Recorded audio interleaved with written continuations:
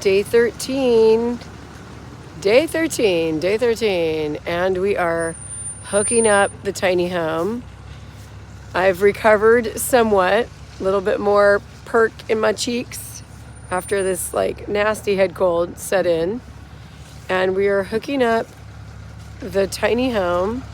Eric is going to show us how he masterfully does it with the camera, the backup camera that he can monitor from there to there.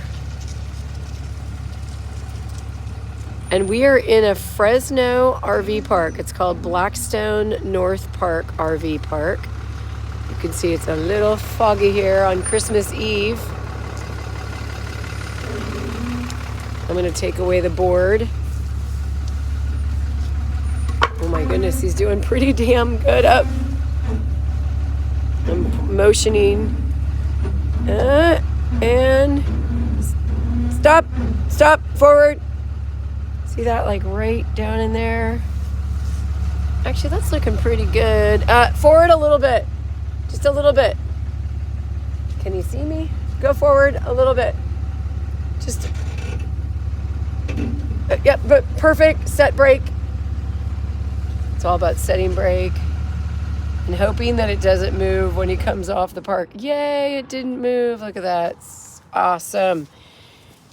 Wow. So I'm going to take you on a little mini tour of the park because there's a tiny home here. The fact that this park allows tiny homes, awesome. RV parks that may not allow tiny homes, people are like, why not? If I was invasive, I would go over to someone's tiny home or RV and show you the signal or sticker.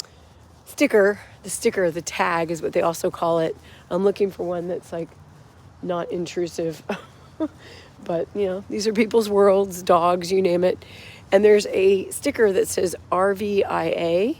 It's the RV Industry Association. And they are the ones that certify that RV, motorhome, pusher. Notice, that's a pusher. That's a trailer. That's a fifth wheel. And why they call it a fifth wheel is that hooks right into what they call a fifth wheel of a truck. So it goes into the back of the truck, right where the axle of the truck is. Whereas these are bumper pull. That's obviously a pusher. It's got its own engine. Tiny homes do not have motors unless you're in a van or a schoolie. But tiny homes, by and large, as they're largely used, the word tiny home is a marketing term, do not forget. And so there's this cute little tiny home. It looks like a 16-footer, I think. And it's so great. There's your bigger pusher with all the pop-out joy. I mean, I do love the pop-out. So if you notice the height factor, I mean, just looking at the height scenario, and some of these trees need to be trimmed around here.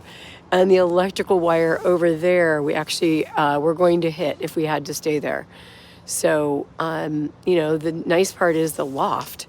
You can, with the height, you can have your downstairs part here and then your sleeping area up there.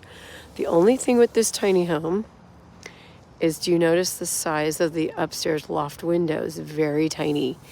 You're not going to be hopping out of that in case of a fire down below. So it's called egress. What can get out? And so that window there, that's probably closest to an egress. You need a 2x3 opening.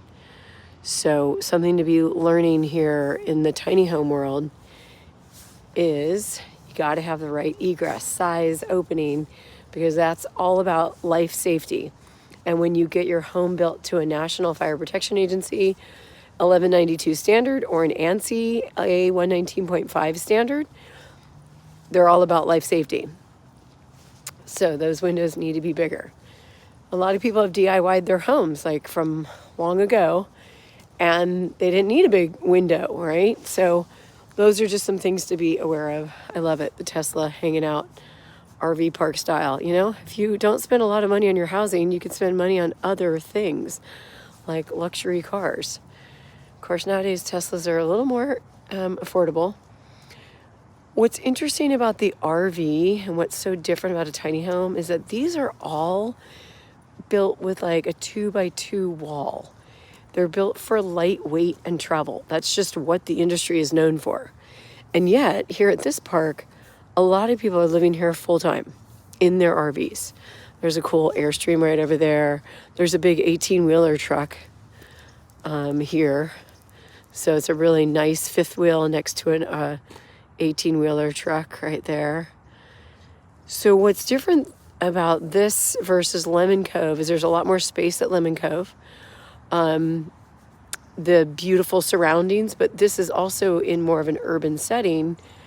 And I don't know how much it is per month here. I know it's $66 a night, but I think the monthly rate would be less. And the difference of an RV versus a tiny home is you got that 2x4 wall. You can put in very thick insulation. Everything is rolling. How's it going there, driver? Good. I just did the checklist. Oh my gosh, bless you. Look at that. I just used the Boom. backup cam to get it pretty close. I noticed that. You would have probably only had to get out of the car once without me there. The modern backup cameras have like these graphical lines. Yeah. Like kind of like in football, you watch the line of scrimmage. Yeah. You know, it's like this virtual yellow marker that you wouldn't see if you were in the stadium. Well, these new ones have like these lines where it's like, this is where your tow hitch is going to be. Yeah. Ours is all just a video screen with no lines. But pretty darn close. And then we were able to hook up all the emergency backup systems. We got a cotter pin finally in the top and everything back up. So I'll hop in and we'll do a quick trailer light check. Yeah. Okay. Oops.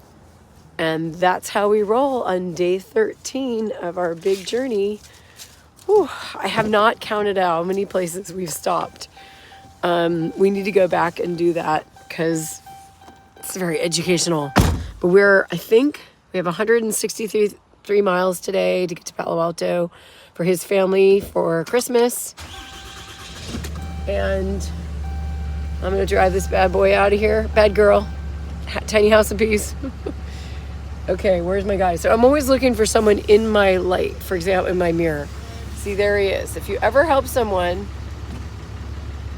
brake. And then now I want him to do signal. See, he's doing this signal.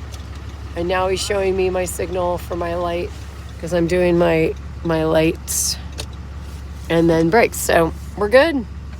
We had some issues early on with our travels with the light system, and now we have this little checklist inside the truck.